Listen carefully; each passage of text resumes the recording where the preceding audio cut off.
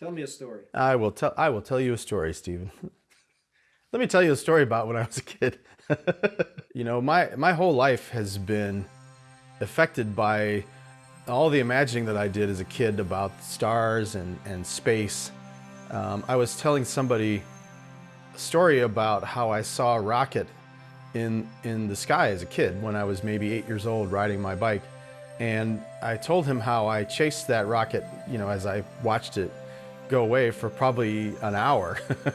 And his response was, you know, I think you've been chasing that rocket your whole life. Georg Berlin is a director and animator known for whimsical and playful cartoons.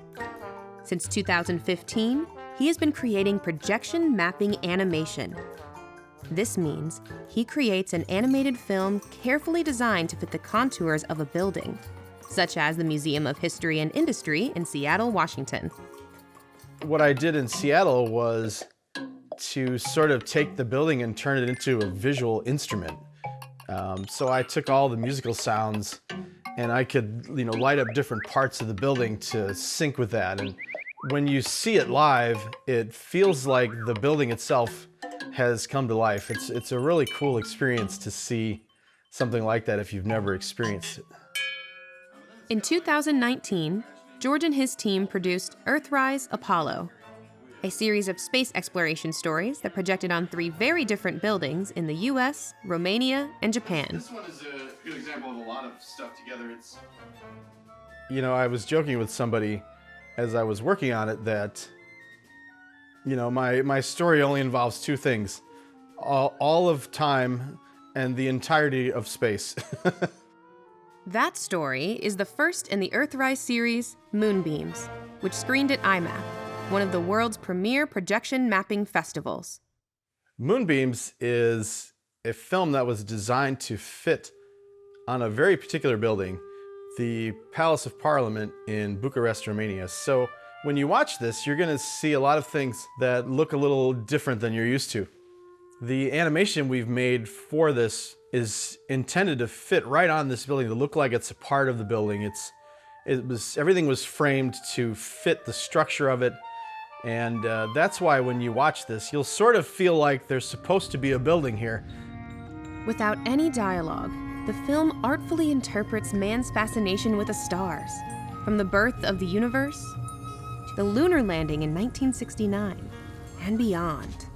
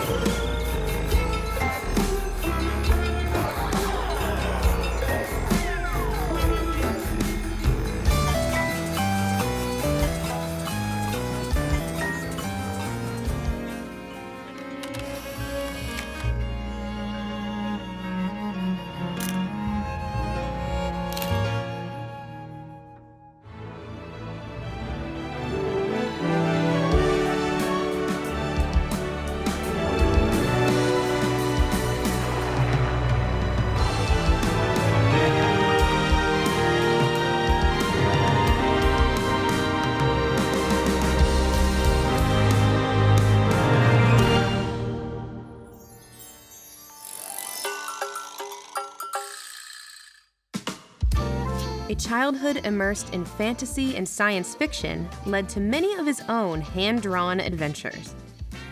And while many of his schoolmates also enjoyed science fiction stories, it wasn't the science part that attracted George.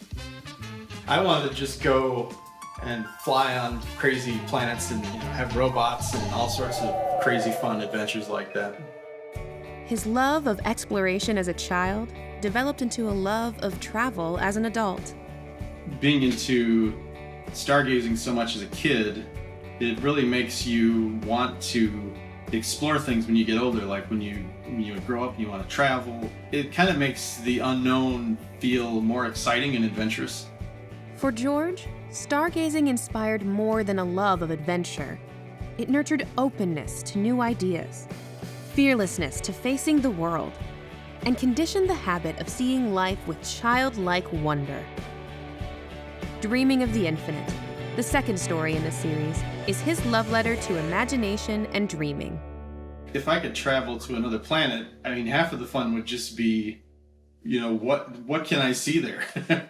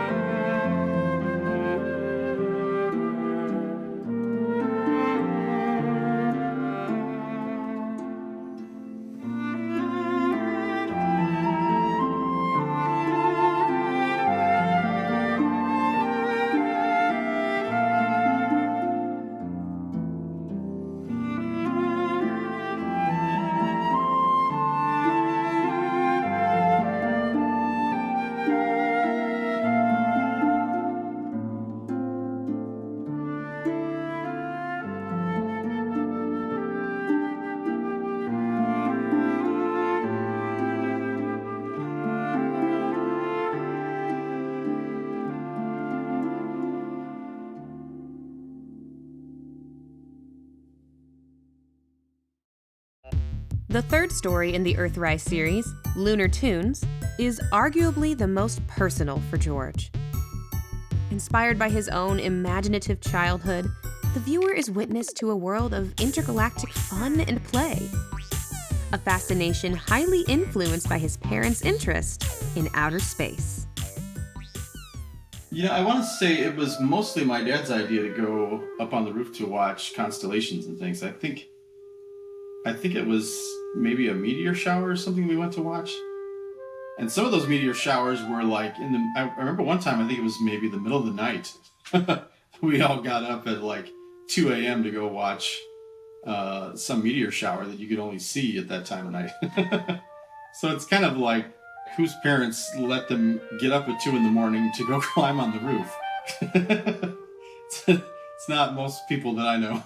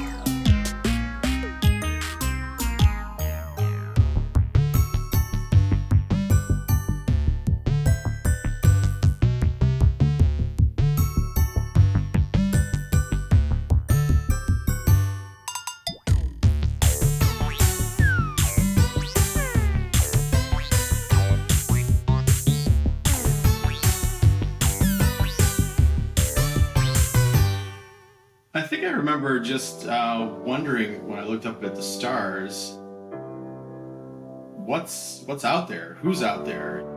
You know, it makes you wonder, like, what is in the world? What's out there that I haven't seen yet? Where Georg Berlin's next animated adventure takes audiences is anyone's guess. But chances are, it will be to that place inside of us where the imaginative child we once were still lives, hoping for one more chance to play and explore. That was one of the feelings I got, was like, if I can go there, I can go anywhere, you know?